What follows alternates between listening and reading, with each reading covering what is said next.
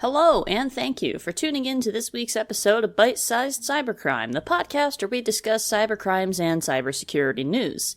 This episode we will be discussing a story close to home for me in more ways than one, but most literally it is occurring in Chicago, the city I work in and that I love. And it's similar to a case that actually got me into cybersecurity in the first place. Lurie Children's Hospital is a major children's hospital network in the Chicago area, and very well-renowned one at that, considered one of the best.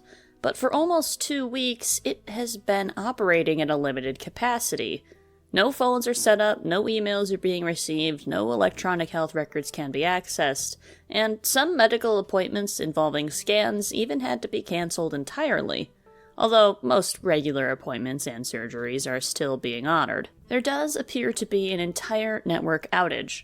On February 8th, 2024, a spokesman from Lurie confirmed what many had been suspecting, that it was a known cyber crime group that had attacked the children's hospital. Although they didn't name a group, and none of them have really taken credit for the attack either. Not many details were officially provided, but what I and many others believe happened was a case of ransomware.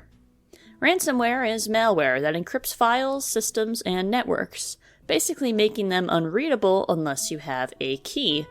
Since it's ransomware, the attackers extort victims into paying for the key to get their data back. This would explain the outages. Either systems are simply inaccessible, or they've been taken down to contain the incident and prevent the ransomware from spreading to critical systems. The FBI has also gotten involved in the investigation, and it's not known when systems will be up. It could take weeks, and, well, it's already been about 2 weeks. This outage has caused a lot of issues for the parents of patients. One parent reported that their child was on a drug classified as a controlled substance, and that due to this classification, the prescription must be refilled every week. Normally, this task is easy. Either request it via MyChart or give the office a call. Except there's nothing when they tried to call. No one's responding to any emails. There's nothing even in MyChart. And if you've been doing telehealth and the office is far away, you'd have to scramble to get that prescription renewed either at that office or a satellite office, or even find a different office altogether. And this is without considering there's probably hundreds or thousands of people trying to do that exact same thing at the same time. Many parents have also been left in limbo about the results of blood tests. Tests that could potentially diagnose serious issues with their children that they were supposed to get the results back. A call center was set up for non-urgent matters, but due to the massive flood of parents wanting to know what the heck is going on, some people haven't had their calls returned in a timely manner. A lot of parents feel like they've been left completely in the dark by Lurie, and they really don't want to reveal too much information about the nature of the attack. It's a difficult balance to strike between keeping your customers and patients informed and happy, and between not revealing so much information to your attackers so they can apply more and more pressure. Not to mention, you still need to understand the full scope of the attack first before you can definitively say what has been affected. Some ransomware groups have rules to make themselves seem more sympathetic, and a common rule is not to attack hospitals or children's hospitals.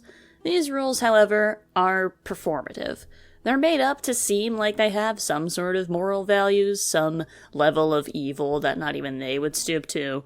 However, you need to keep in mind this is a group of criminals extorting companies with personal information of their customers who did nothing wrong except have a bank account or medical provider. Even if you are anti-corporation, you have to acknowledge that cyber attacks hurt real people.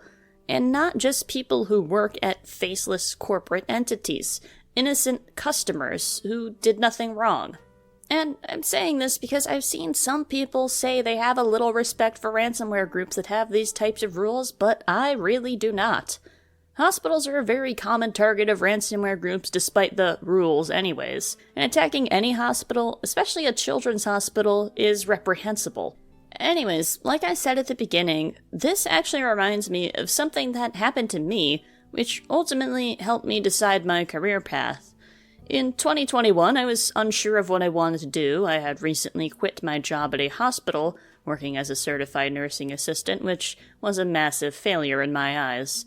I had enrolled in an online IT college, learned some SQL, and was looking for different options for tech careers. I'd heard of cybersecurity, but wasn't really sure if that's what I wanted to do.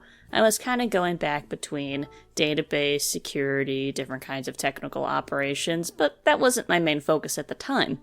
I had a prescription to fill. It was hormone medication, and it's very important I take it every day to fully benefit. And my doctor hadn't replied on my chart, and when I called the pharmacy, they reported issues contacting my doctor's office and told me to do it myself. So I did. I called my doctor's office. A harsh dial tone played when I called, so I just rang them again. Still, it was the same dial tone. I had my father call just to make sure it wasn't my phone bugging out, and he got the same thing. So together, we just drove to my doctor's office, which was thankfully only about 20 minutes away.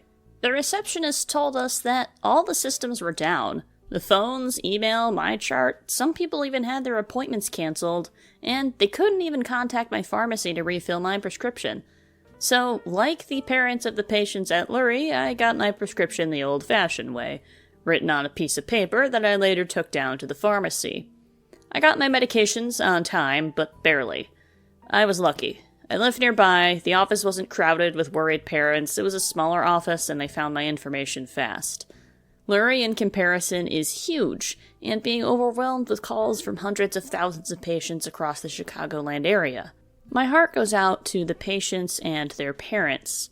I remember feeling so lost and worried about what this meant for me, for my data, for other people's physical health, and that's when I decided that cybersecurity was for me. That's when it was solidified in my mind that this is what I wanted to do. Make sure that people of the world can be informed and prepared for a cybersecurity incident impacting their life. I wasn't, but now I could be, and I could help others in the future too. Thank you to Bleeping Computer, NBC News, the Chicago Tribune, and the Associated Press for information on this cyber attack and the ways that parents and patients alike were affected by it. I really hope that this resolves as soon as possible. But until next time, stay secure.